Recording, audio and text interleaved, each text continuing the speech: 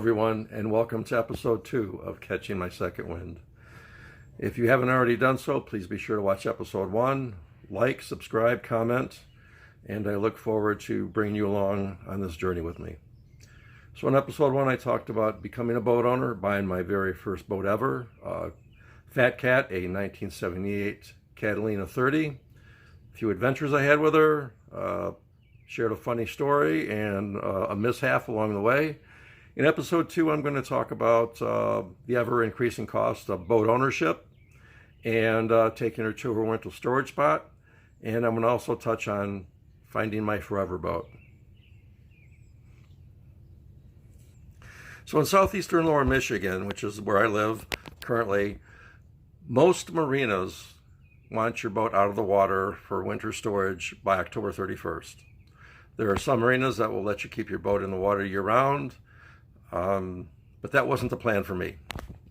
So I left from my summer mooring, which was on Lake St. Clair, and I headed up the Detroit River to just about the beginning of Lake Erie, the Gibraltar Boatyard, which is where her custom steel crater was stored.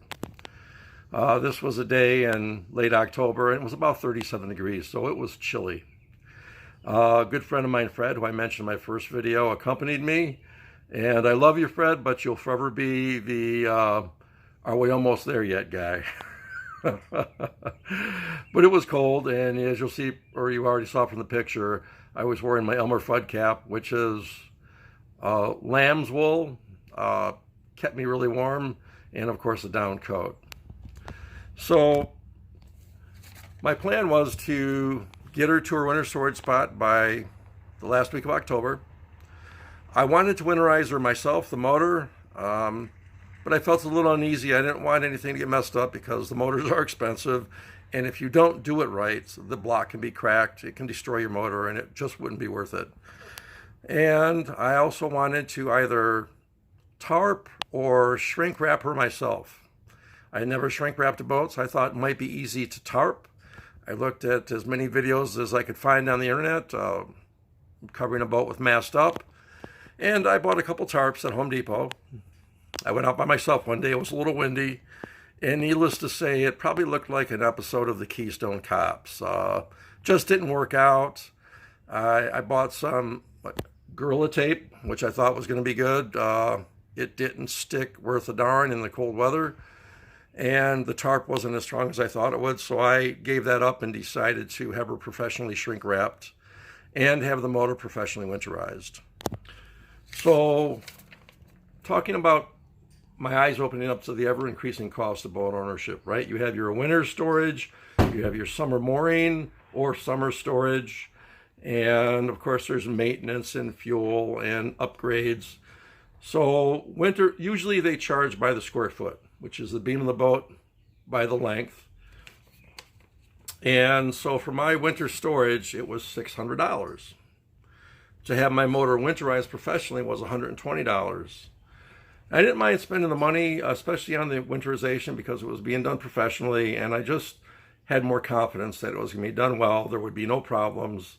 When I bought the boat, the motor only had about 525 hours on it, so I expected her to provide me with many more years of error-free or maintenance-free service, for the most part. Now, after I tried shrink wrapping her, it just didn't work out. It cost $510 to have her shrink wrap professionally. It's pretty expensive, but one of the costs of boat ownership, unless you want to do it yourself or just put nothing on, which some people do, but that wasn't an option for me. For me, I take pride in what I own, and in doing so, covering her and protecting her from the elements over the winter months was what I felt I needed and wanted to do. I had a zipper door installed so I could get into her during the winter and check on her and just make sure she was in good shape. And I did go probably every other weekend to check up on her and make sure everything was looking good. Okay, so to total up between the winter storage, the winterizing the motor, and the shrink wrap, I spent about $1,240. But it was well worth it. There again, taking into account that I knew she would be well protected over the winter months. So when I had her up in her steel cradle just before the winter really hit, a little chance to inspect the hull and the rudder and just the propeller and the shaft and just make sure everything looked like it was in good shape. And everything did look like it was in good shape. Although I did happen to notice something on the rudder. I noticed what appeared to be a piece of, I thought maybe paint, anti-fouling paint flaking off. I wasn't quite sure. When I went to touch it, and this was something that was really kind of up near where the rudder post goes into the rudder. I happened to notice it was actually probably a piece of fiberglass that somebody had made a repair to the rudder, and it just kind of, I peeled it off. I thought, okay, this means I'm going to be looking at the rudder a little more closely, possibly taking her off the boat, taking her home, sanding her down completely to see what she looked like, and making repairs if necessary. And it was kind of exciting to me because this would be my first experience working with fiberglass. So in the course of researching the cost of the components of the fiberglass sheet, the epoxy, the hardener, I looked at West Marine, which seemed kind of expensive as I started comparing to things I found on Amazon. I realized I could buy things much less expensively on Amazon. And so that opened my eyes up as a way to save money in making repairs. So I did drop the rudder off the sailboat, brought it home, put her in my garage. And then as I found time, I laid her on some horses and I inspected her closely. I saw that there was an area where the rudder post goes in the rudder, that there were some cracks and there was a gap. And that worried me about water intrusion. I also noticed there was an area down in the middle of the rudder, kind of vertical, where it looked like maybe some water had gotten in and the rudder might have swelled and cracked a little bit. So I sanded all the layers of paint off and it seemed like there was, gosh, a ton. It was almost like a rainbow as I was sanding down through the layers. And I finally got to the point where I got down to, I believe, maybe the original gel coat. And I sanded that a little bit. I got to, just right about the fiberglass. And then I started making repairs. The gap that was where the rudder post goes into, I filled that with epoxy. There were some other areas that I laid fiberglass sheet over the whole rudder. I put, I think, 2 layers of fiberglass over the whole rudder, sanded it down, smoothed it. And then I did look at quite a few videos on YouTube to get an idea of how to work with fiberglass, making repairs to the rudder. So I will say, for my first experience in working with fiberglass and doing anything with a boat, I think I did a pretty good job. I think it turned out really well. So I finally had a launch date. It was, I think, mid to late July, and it was on a Friday. And I remember I got to the Marina at about 6 o'clock. She had already been put in the water, was ready for me.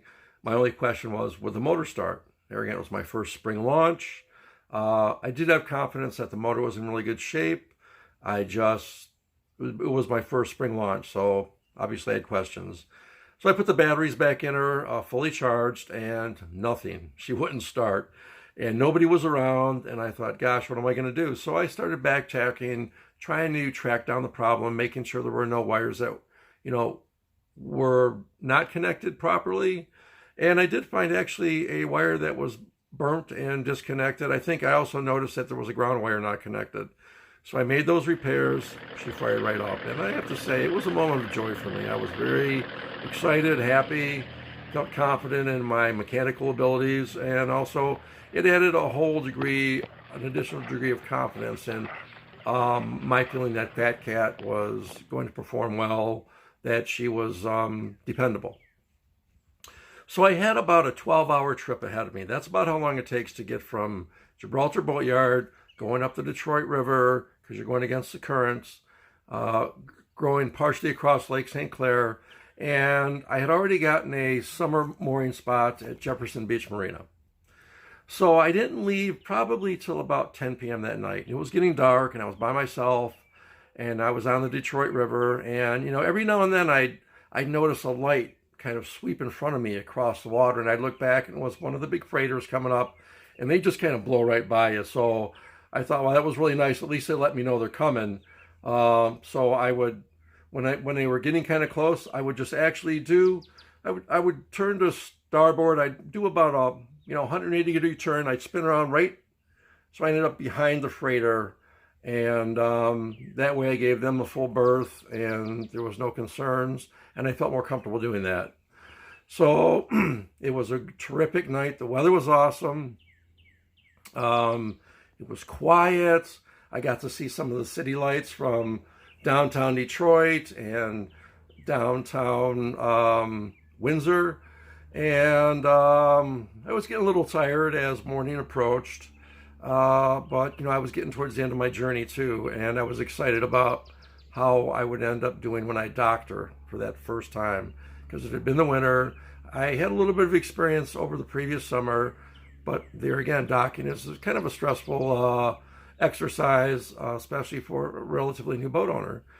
So it was probably about 12 o'clock in the afternoon. I arrived at Jefferson Beach Marina, docked her like a pro, which was something else that just increased my confidence immeasurably.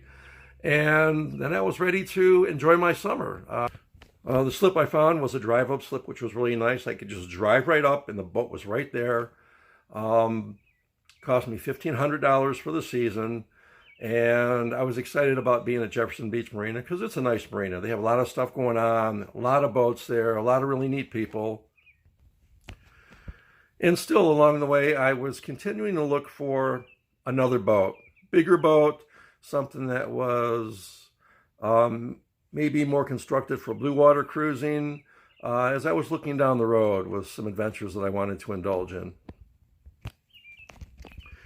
Okay, so now we're around the middle of August, and I happen to be looking at Facebook Marketplace, which is an excellent place to find used boats. And there again, I'm always looking for a deal, and I came across the boat, 1982 Island Trader Ketch, that was for sale. And this is a boat with a full keel, a long keel. This had helm steering as opposed to the tiller, which is something I was looking forward to. Beautiful boat. So I went and checked it out. And this is where I'm going to end this video. In episode 3, you'll be introduced to Chopsticks, my 1982 Island Trader Ketch, my forever boat, and the boat that I have now. So thanks for watching. I hope you liked the video. Please feel free to comment. If you haven't already done so, please touch the little button down below, subscribe, and the bell for notifications when I post new videos. And thank you for watching. Take care. Bye.